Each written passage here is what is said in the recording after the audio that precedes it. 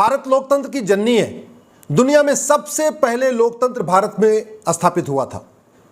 America, Singapore, France, Germany, Japan, यहां तो बहुत देर में लोकतंत्र आया। लेकिन आज देखिए वहां पे किस तरीके से पार्लियामेंट चलती है। ना वहां पे तूतू में होता है, ना आरोप प्रत्यारोप होता है, ना नूरा कुश्ती होती है। बाकायदा बिल पेश किया जाता है, बिल पे अच्छी चर्चा होती है और बढ़िया कानून बनता है। और हमारे यहाँ केवल शायरी पढ़ी जाएगी, कविता पढ़ा जाएगा, आरोप प्रत्यारोप होगा, बतौलेबाजी होगी, भाषणबाजी होगी, सब कुछ होगा, लेकिन बिल के ऊपर गंभीरता के साथ चर्चा नहीं होगी। और ये इसीलिए हमारा आज तक एक भी कानून दुनिया का सर्वोत्तम कानून नहीं है। संसद है बढ़िया कानून बनाने के लिए, लेकिन संसद में केवल भाषणबाजी होती है, लच्छेदार बातें होती हैं, कविता पढ़ा जाता है, शायरी पढ़ी जाती है, लेकिन जिसके लिए संसद है वो काम नहीं होता। इसका समाधान है, इसको ठीक किया जा सकता है, इस बतौलेबाजी को बंद किया जा सकता है। सबसे पहले उसके लिए हमें, जैसे हमने क्लर्क के लिए एक ऑल इंडिया लेवल पे एग्जाम किया है, इंजीनियरिंग के लिए ऑल इंडिया लेवल पे एग्जाम किया है, मेडिकल के लिए ऑल इंडिया लेवल पे एग्जाम किया है, आईएएस आईपीएस के सिलेक्शन के लिए ऑल इंडिया लेवल पे एग्जाम होता है, ऐसे ही संसद विधानसभा का में जाने के लिए, यानी विधायक और सांसद का चुनाव लड़ने के लिए हमें एक ऑल इंडिया लेवल पे एक स्क्रीनिंग टेस्ट करना पड़ेगा। जैसे टीचर एलिजिबिलिटी टेस्ट होता है, जो उसको पास करेगा वही टीचर के लिए अप्लाई कर सकता है, जो पास नहीं करेगा अप्लाई भी नहीं कर सकता। इसी तरीके से एक ऑल इंडिया लेवल पे एग्जाम कंडक्ट कर लिया जाए, जो उसको पास करे वही सांसद का चुनाव लड़ पाए, वही विधानसभा का चुनाव लड़ पाए, वही एमएलसी बन पाए, वही राज्यसभा जा पाए। आधा कचरा ऐसे ही साफ हो जाएगा। मिनिमम क्वालिफिकेशन तय कर दिया जाए, मैक्सिमम एज लिमिट तय कर दिया जाए, बाकी थोड़ा कचरा और साफ हो जाएगा।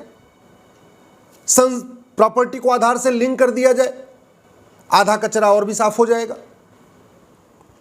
जो लोग जाति का जहर घोल रहे हैं, भाषा का जहर घोल रहे हैं, क्षेत्र का जहर घोल रहे हैं, इनके खिलाफ कड़ी कार्रवाई शुरू हो जाए, थोड़ा और कचरा साफ हो जाएगा।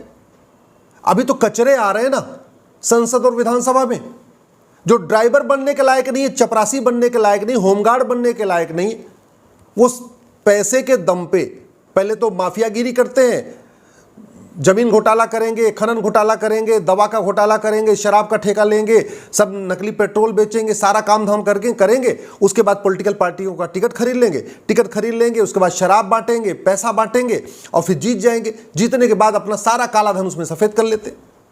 जितना काला कमाया है उससे फिर इंजीनियरिंग कॉलेज खोलना शुरू करेंगे, मेडिकल कॉलेज खोलना शुरू करेंगे, बीएड कॉलेज खोलना शुरू करेंगे, बीटीसी का कॉलेज खोलना शुरू करेंगे, लॉ का कॉलेज खोलना शुरू करेंगे। तो जितना पहले काला धन कमाया माफियागिरी करके, चाहे वो खनन माफिया वाला काम किया, चाहे वो ड्रग माफिया का काम किया, चाहे टेंडर माफिया का काम किया, या ट्रांसफर पोस्टिंग माफिया का काम किया, या फर्जीवाड़ा किया, चाहे जमीन घोटाला किया, जितने घोटाले किए उसके जरिए टिकट खरीदा, टिकट खरीद के संसद विधानसभा में पहुंच गए, संसद विधानसभा में पहुंच के माननीय बन गए, और माननीय बन के क्या किया, सारा का सारा ब्लैकमैन के जरिए कॉलेज खोल दिया, medical college, engineering college, law college, BEd college, ये कॉलेज, वो कॉलेज, सारा खोल के सारा सफेद कर लिया। जब तक ये चलेगा तब तक अच्छे कानून नहीं बनेंगे। इसलिए मैं बार बार कहता हूं, मिनिमम क्वालिफिकेशन तय होनी चाहिए, मैक्सिमम एज लिमिट होनी चाहिए, सांसद विधायक बनने के लिए ऑल इंडिया लेवल पे एक एग्ज़ाम होना चाहिए। इसके अलावा सांसदों विधायकों की रिस्पॉन्सिबिलिटी तय होनी चाहिए। 5 साल तक सांसद रहते, एक भी बार बिल पेश नहीं करते, प्राइवेट मेंबर बिल। कुछ लोग तो ऐसे हैं कि 5 साल सांसद रहते, एक भी बार एक सवाल नहीं पूछते। क्यों भाई? अगर साल में 3 सत्र होता है तो साल में 3 प्राइवेट मेंबर बिल पेश करना इनके लिए मैंडेटरी होना चाहिए।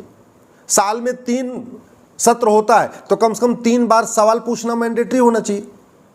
यानी 5 साल के कार्यकाल में हर सांसद, हर विधायक कम से कम 15 प्राइवेट मेंबर बिल पेश करे और कम से कम 15 सवाल पूछे।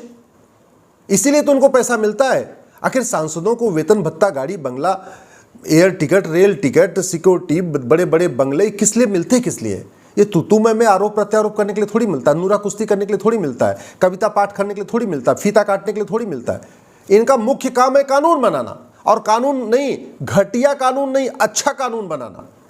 यानी कानून ऐसा बनाए जो अमेरिका से अच्छा हो, सिंगापुर से अच्छा हो, ब्राजील से अच्छा हो, कनाडा से अच्छा हो, जर्मनी से अच्छा हो, चीन से अच्छा हो। इसलिए उनको वेतन भत्ता मिलता है। तो अगर हम चाहते हैं संसद ठीक से चले तो सबसे पहले तो हमें काला धन, बेनामी संपत्ति, आय से अधिक संपत्ति के खिलाफ फांसी देने का कानून बनाना पड़ेगा। अभी कुछ दिन पहले चीन के कानून मंत्री को फांसी हुई है। दुनिया के कई देशों में भ्रष्टाचारियों को फांसी दी जाती है। दुनिया के कई देशों में काला धन, बेनामी संपत्ति, आय से अधिक संपत्ति 100% जब्त की जाती है। भारत में ऐसा कानून नहीं है। दुनिया के कई देशों में भ्रष्टाचारियों को फांसी दी जाती है, भारत में ऐसा कानून नहीं है। कानून बना दीजिए, देखिए अभी संसद विधानसभा बढ़िया चलने लग जाएगी। संपत्ति को आधार से लिंक कर दीजिए। ये जितने सफेद पोस्ट दिख रहे हैं चप्पल पहन के घूमते हुए, इनके पास हजार, दो हजार करोड़ की प्रॉपर्टी निकलेगी। फिर इनको जेल में डालिए, देखिए संसद विधानसभा बढ़िया चलेगी, अच्छे लोग आना शुरू हो जाएंगे। अभी अच्छे लोग तो संसद विधानसभा पहुंच ही नहीं पा रहे। इसी तरीके से पार्टियों के लिए कोई कानून नहीं है। किसको टिकट देती हैं, टिकट देने का क्या क्राइटेरिया है, कोई कानून ही नहीं है। पार्टियां मनमानी कर रही हैं। पार्टियों के ऊपर आरटीआई नहीं लागू होता, उनको कितना चंदा आ रहा है, कितना फंडिंग आ रही है, कितना कैश में आ रहा है, कितना ऑनलाइन आ रहा है, कोई सिस्टम ही नहीं है। सजा याफ्ता लोग आज भी चुनाव तो 6 साल नहीं लड़ सकते, लेकिन पार्टी अध्यक्ष बने रह सकते हैं, पार्टी पदाधिकारी बन सकते हैं। तो सजा याफ्ता लोगों के चुनाव लड़ने, पार्टी बनाने, पार्टी पदाधिकारी बनने पर आजीवन प्रतिबंध लगाने के लिए कानून बनाना पड़ेगा, तब हमारी संसद विधानसभा ठीक से चलेगी। राइट टू रिकॉल और राइट टू रिजेक्ट लागू करना पड़ेगा कि भाई अगर जो आदमी एकदम निकम्मा है, काम ही नहीं करता, उसको वापस बुलाने का अधिकार होना चाहिए। चुनाव आयोग को पार्टियों की मान्यता समाप्त करने के लिए अधिकार देना पड़ेगा।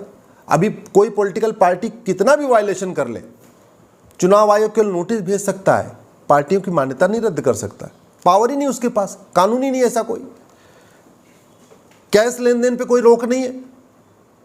इसी तरीके से सांसदों विधायकों के दूसरा धंधा करने पे कोई रोक नहीं है, और सांसदों विधायकों के ऊपर नो वर्क नो पे नहीं लागू होता। वो काम करें चाहे ना करें, संसद में आए चाहे ना आए, लेकिन कोई उनके ऊपर, उनके वेतन पे कोई फर्क नहीं पड़ेगा, पेंशन पे कोई फर्क नहीं पड़ेगा। कई सारे ऐसे सांसद हैं जो आए और चले गए, चाहे वो सचिन तेंदुलकर हो या रेखा हो, ऐसे बहुत सारे सेलिब्रिटीज आते हैं। वो 5 साल 6 साल रहते हैं संसद में, कुछ नहीं करते, आते हैं चले जाते हैं। धर्मेंद्र आए, हेमा मालिनी आए, उनके बेटे जो है वो भी आ गए, धर्मेंद्र हेमा मालिनी के, सनी देओल भी आ गए। ऐसे बहुत सारे सांसद हैं।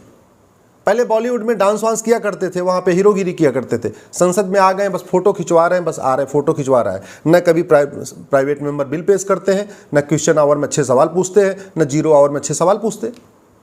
इसीलिए क्या उनको सांसद बनाया गया है क्या? तो कोई अकाउंटेबिलिटी नहीं है। अरे ढंग के लोग संसद विधानसभा में पहुंचेंगे तब देश का कल्याण होगा। बतौलेबाजी करने से, लच्छेदार भाषण देने से, शायरी करने से देश का कोई फायदा नहीं होगा। वहां पे नूरा कुश्ती करने से देश का कोई फायदा नहीं होगा। और आज घटिया कानूनों के कारण ही देश का कोई भी जिला भ्रष्टाचार से मुक्त नहीं है। थाने दलाली के अड्डे हैं, तहसील में कमीशन खोरी होती है, जिला की अदालतों में न्याय बिक रहा है। संसद में न कभी घूसखोरी पे चर्चा होती, न जमाखोरी पे चर्चा होती, न मिलावटखोरी पे चर्चा होती, न कालाबाजारी पे चर्चा होती, न नशा तस्करी पे चर्चा होती, न मानव तस्करी पे चर्चा होती। संसद में न रोहिंग्या घुसपैठ पे चर्चा होती, न बांग्लादेशी घुसपैठ पे चर्चा होती है, न मिशनरियों के धर्मांतरण पे चर्चा होती है। संसद में कभी सरतन से जुदा पे नहीं चर्चा होती है, न पत्थरबाजी पे चर्चा होती है। एक के बाद एक राज्य जलते चले जा रहे हैं। 9 राज्यों में हिंदू खत्म हो गए, संसद में कभी चर्चा ही नहीं होती। 200 जिलों की डेमोग्राफी बदल चुकी है, संसद में कभी चर्चा नहीं होती। 300 तहसीलों की डेमोग्राफी बदल चुकी है, संसद में कभी चर्चा ही नहीं होती। चर्चा होती किस मुद्दे पे है? जो राष्ट्र के प्रमुख खतरे हैं उस पर चर्चा नहीं होती, समाज के प्रति जो प्रमुख खतरे हैं उस पर चर्चा नहीं होती, सनातन संस्कृति के लिए जो प्रमुख खतरे हैं उस पर कभी चर्चा नहीं होती, नक्सलवाद माओवाद पे कभी चर्चा नहीं होती, अलगाववादियों को अलगाववाद खत्म कैसे किया जाए इस पर कभी चर्चा नहीं होती।